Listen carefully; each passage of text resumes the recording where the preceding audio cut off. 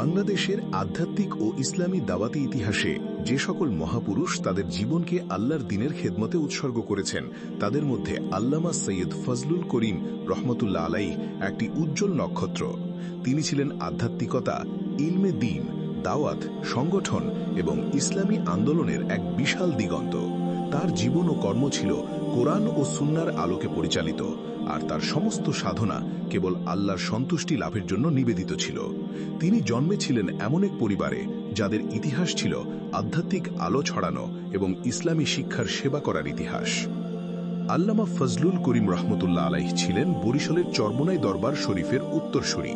তার পিতা ছিলেন আল্লামা সৈয়দ ইসহাক রহমতুল্লাহ আলাইহ, যিনি নিজেও ছিলেন যুগের একজন আল্লাহর ওলি এবং আধ্যাত্মিক সাধক। আল্লামা সৈয়দ ইসহাক রহমতুল্লাহ আলাইহ ছিলেন উজানির কারি ইব্রাহিম সাহেব রহমতুল্লাহ আলাইহের খলিফা।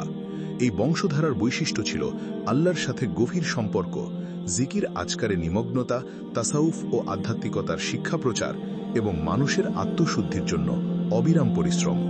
শৈশব থেকেই আল্লামা ফজলুল করিম রহমতুল্লাহ আলাইহ তার বাবার স্নেহ, তত্ত্বাবধান এবং আধ্যাত্মিক প্রশিক্ষণ লাভ করেছিলেন। তার শিক্ষাজীবন শুরু হয় পারিবারিক পরিমণ্ডলে। এরপর দেশের বিভিন্ন মাদ্রাসায় তিনি আলিমুল ফিকহ ও তাফসির হাদিসে জ্ঞানার্জন করেন। তিনি ছিলেন একাগ্রচিত্তে অধ্যয়নকারী এবং অল্প সময়েই তিনি ইলমে দ্বীনের ক্ষেত্রে একটি দৃঢ় অবস্থান লাভ করেন। কিন্তু তার শিক্ষার আসল রূপ ছিল কিতাবী ইলমের সাথে আধ্যাত্মিক ইলমের সমন্বয়। আল্লামা ফজলুল করিম রহমতুল্লাহ আলাইহের নেতৃত্বে চরমোনাই দরবার শরীফ একটি আধ্যাত্মিক, শিক্ষামূলক ও দাওয়াতি কেন্দ্র হিসাবে প্রসার লাভ করে। তার মজলিস ছিল আল্লাহর স্মৃতিতে ভরপুর। তার দরবার ছিল দুনিয়ার লোভ লালসা মুক্ত এক প্রশান্ত পরিবেশ।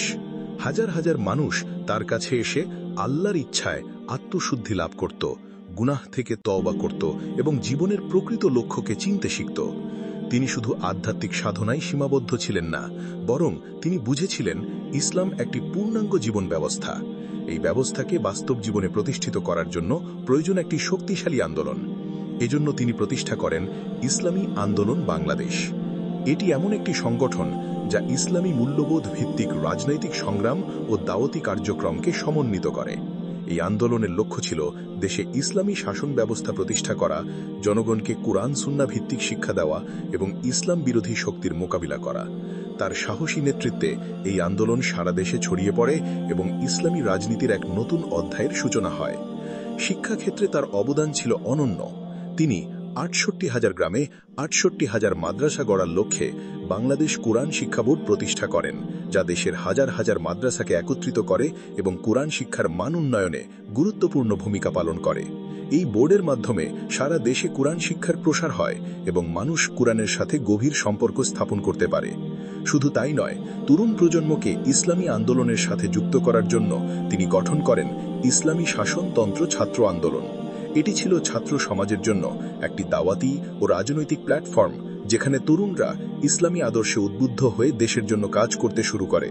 তার এই উদ্যোগগুলো প্রমাণ করে যে তিনি ছিলেন একাধারে দায়ী, সংস্কারক ও সংগঠক। তার বয়ান ও দাওয়াত ছিল হৃদয়স্পর্শী। চরমোনাইয়ের বার্ষিক মাহফিলে লাখ লাখ মানুষ তার বক্তব্য শুনতে জড়ো হতো। তার বয়ান মানুষকে কাঁদাত, গুনাহ থেকে মুক্তির পথ দেখাত, আল্লাহর মহব্বতে উদ্বুদ্ধ করত। তিনি দাওয়াত দিতেন কেবল আল্লাহর একত্ববাদ, রাসূলুল্লাহ সাল্লাল্লাহু আলাইহি ওয়াসাল্লামের সুন্নাহ এবং বিদআত থেকে বিরত থাকার উপর। তিনি নির্ভীকভাবে সত্য বলতেন এবং কখনো দুনিয়ার রাজনীতি বা স্বার্থের কাছে মাথা নত করতেন না। আল্লামা ফজলুল করিম রহমতুল্লাহ আলাইহের পরিবারও আজ ইসলামী আন্দোলনের নেতৃত্বে রয়েছে। তার ৭ ছেলে ও ১ মেয়ে ছিল। তাদের মধ্যে সবাই দ্বীনের খেদমতে নিয়োজিত আছেন।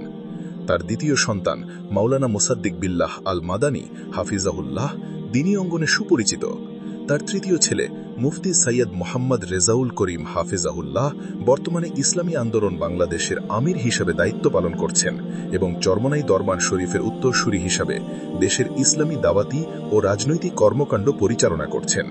তার চতুর্থ ছেলে মুফতি সৈয়দ মোহাম্মদ ফাইজুল করিম হাফিজাহুল্লাহ বর্তমানে নায়েবে আমির হিসাবে দায়িত্ব পালন করছেন।